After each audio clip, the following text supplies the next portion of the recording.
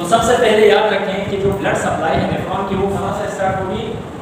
Renal artery या renal आर्टरियोल। Artery क्या होती है? वो ब्लड वेसल जो हार्ट से ब्लड को कहाँ लेके आ रही है? किडनी में लेके आ रही है। किडनी में जो लाने वाली आर्टरी को कहते हैं रीनल आर्टरियोल। क्या कहते हैं? रीनल आर्टरियोल। अब ये रीनल आर्टरियोल इंटर होती है इनटू द हाइडस। हाइडस आप लोगों को समझाया था, ये अगर हमारे पास किडनी है, क्या है? ये किडनी है। तो किडनी के अंदर ये जो अंदर की तरफ ये हाइडस कहलाता है। इसका क्या कहलाता है? तो ये जो आर्टरी है, आर्टरी किडनी के अंदर खुलती है, इंटर ये कहां पे करेगी? हाइडस पे इंटर करेगी। जो अंदर की तरफ इमेजिनेशन है, अंदर की तरफ ये जो थोड़ी हुई चीज है, रीनल आर्टरी कहां पे इंटर होगी? हाइडस में। कहां होगी? हाइडस के अंदर की तरफ जो थोड़ी हुई चीज है इमेजिनेशन में, ठीक है, इसको क्या कहेंगे? हाइडस। तो रीनल आर्टरी इंटर हुई हाइडस में। फिर ये मजीद छोटी छोटी अंदर क्या होती है? वेसल्स में चेंज होती है। इन वेसल्स को हम क्या कहेंगे बच्चे? Renal arterioles. आर्टरी सिंगल हो तो आर्टरियोल बहुत सारे। तो पहले renal artery inter into the hides and it divide into many renal arterioles, right? अच्छा, such as afferent arteriole form the dense network as a glomerulus। अब याद रखें, अब ये जो रीनल आर्टरियोल होगी ना, कौन सी? रीनल आर्टरियोल, जो किडनी की आर्टरी है, ये एफरेंट एक होती है। एफरेंट आर्टरियोल ये वाली है जो यहाँ ग्लोमेरुलस के अंदर है। किसके अंदर है? ग्लोमेरुलस के अंदर जो वो होती है एफरेंट आर्टरियोल कहलाती है। क्या कहलाती है? Afferent arteriole. तो पहले क्या होगा, याद रखें कि one of the arterioles such as afferent forms the dense network is glomerulus। यहाँ आगे ये क्या बनाएगी? एक डेंस नेटवर्क बनाएगी। इसको हम क्या कहते हैं? क्या कहते हैं? ग्लोमेरुलस कहते हैं। और फिर यहाँ से इफरेंट आर्टरियोल शुरू होता है। यहाँ मेडुला पे खत्म हुआ, ग्लोमेरुलस के बाद कौन सा एरिया शुरू है? बोवेन्स कैप्सूल का। जब ये आर्टरी यहाँ पहुंचेगी, इसको क्या पढ़ेंगे? इफरेंट आर्टरियोल। क्या पढ़ेंगे स्टूडेंट? इफरेंट आर्टरियोल। अब समझ आ गया? एफरेंट और इफरेंट आर्टरियोल, ठीक है। एक आर्टरी जो कहां खुल रही है? ग्लोमेरुलस में ओपन हो रही है, उसको एफरेंट आर्टरियोल कहा। वो आर्टरी जो कहां खुल रही है, ओपन हो रही है बोवेन्स कैप्सूल में, उसको क्या कहा? इफरेंट आर्टरियोल कहा, ठीक है। अब ये जो एफरेंट आर्टरियोल लार्जर होती है, ये वाली थोड़ी क्या होगी? लार्जर होती है। लार्जर किसे कहते हैं? ये आर्टरीज थोड़ी बड़ी होंगी देन इफरेंट आर्टरियोल। ये क्या होगी? थोड़ी स्मॉल होगी। और ये थोड़ी क्या होगी? ए से जो आ रही है एफरेंट आर्टरियोल, ये थोड़ी लार्जर होगी। अच्छा, अब याद रखें, जाहिर सी बात है, जब ये एक लार्ज होगी एक स्मॉल होगी तो इनके डायमीटर में फर्क होगा। कल बताया था डायमीटर कैसे कहा था? एक ब्लड वेसल है, खून की नाली है, सही है, शाबाश। ये यहाँ से यहाँ तक ये पूरा इसका है, पूरा कहलाएगा। अभी जैसे ये सर्कल है हमारे पास, ये यहाँ से लेके यहाँ तक का डिस्टेंस, इसका क्या कहलाएगा? डायमीटर कहलाएगा। तो जाहिर सी बात है, ये जितना लार्ज होगा ना आर्टरी, उतना उसका डायमीटर भी बड़ा होगा। और जितना ये आर्टरियोल स्मॉल होगा, उसका डायमीटर भी। और डायमीटर हमेशा गोल चीजों का होता है, सर्कल चीजों का, राउंड चीजों का, स्फेरिकल चीजों का होता है, ठीक है। यहाँ तक बात समझ आ गई? अब इससे एक फायदा क्या होता है, याद रखें।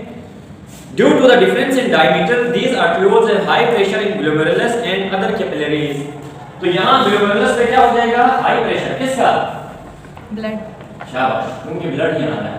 तो यहाँ पे हाई प्रेशर किस वजह से हो रहा है? Due to the difference in the diameter of these arterioles. किसकी वजह से हो रहा है? इन आर्टरियोल्स के डायमीटर में डिफरेंस की वजह से, राइट? सर आर्टरियोल्स का हो रहा है ना, आपने आर्टरियोल्स बनाए जी। यहाँ हम बना नहीं सकते ना, क्योंकि इसमें इतनी कैपेसिटी नहीं है। आप ये समझे कि इधर खून की नालियां अंदर जा रही है ना, असल में ब्लड लेके कौन आ रहा है? आर्टरीज ही लेके आ रही है हार्ट से, ठीक है। अब आप इसको इमेजिन करें, यही रीनल आर्टरी अंदर जा रही है, ठीक है। फिर जाती है ग्लोमेरुलस में पहुंचती है, तो ये एफरेंट कहलाती है। बोवेन्स कैप्सूल में ये नालियां जब पहुंच जाती है ना, ऐसे यहाँ पे, ये यहाँ एफरेंट है, यहाँ जब पहुंच जाती है इफरेंट कहलाती है, ठीक है। अब इसमें होती हैं पेरीट्यूबुलर कैपिलरीज। क्या होती हैं यहाँ पे? Peritubular capillaries. पेरीट्यूबुलर कैपिलरीज क्या होती हैं? जब ये इफरेंट आर्टरियोल्स एक्सटेंड डाउन हो जाए, यही देखें, ये वाली आर्टरीज नीचे एक्सटेंड हो गई। क्या हो गई? एक्सटेंड डाउन हो गई, नीचे आ गई ना, एक्सटेंड डाउन हो गई।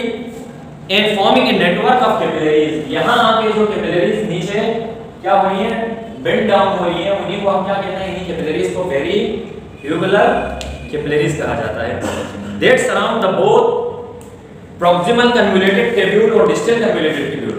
प्रॉक्सिमल याद है, इस वाले को क्या कहा था हमने, पीसीटी, प्रॉक्सिमल कन्वोल्यूटेड ट्यूब्यूल जो ऊपर है, और ये नीचे से जो ऊपर जा रही है ये क्या कहलाती है, distal convoluted. Distal convoluted tubule. समझ आ गया? तो यहाँ पर ये किसको, ये कैपिलरीज दोनों को सराउंड करेंगी, सही है, दोनों ट्यूब्यूल्स को, प्रॉक्सिमल और डिस्टल दोनों को।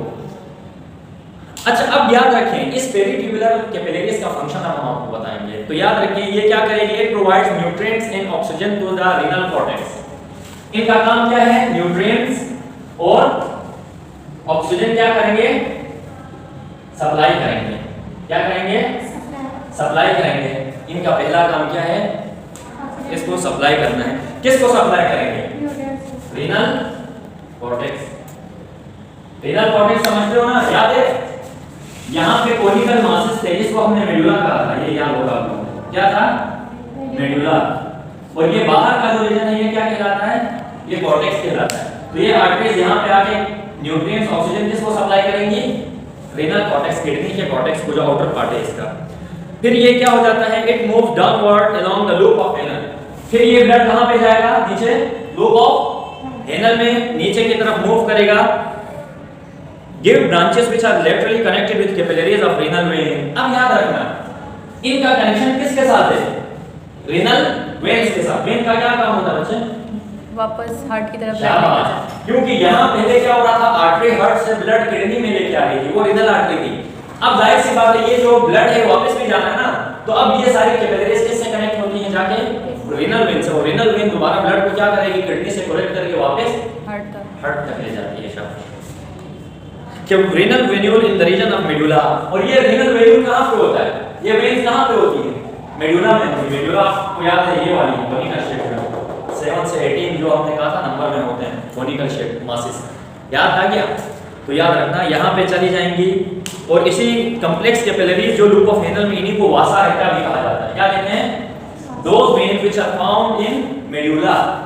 मेडुला के अंदर जो वेन्स पाई जाती हैं, क्या स्टूडेंट्स, ये समझे, ब्लैक कलर से जो मैं शो कर रहा हूं ये क्या है, वेन्स है। क्या है, वेन। तो मेडुला के अंदर इनको क्या कहा जाता है, vasa recta. Those veins which are found in medulla are called vasa recta, right? After passing through vasa recta, blood flows through peritubular capillary system and interrenal vein to join venous and leave the kidney.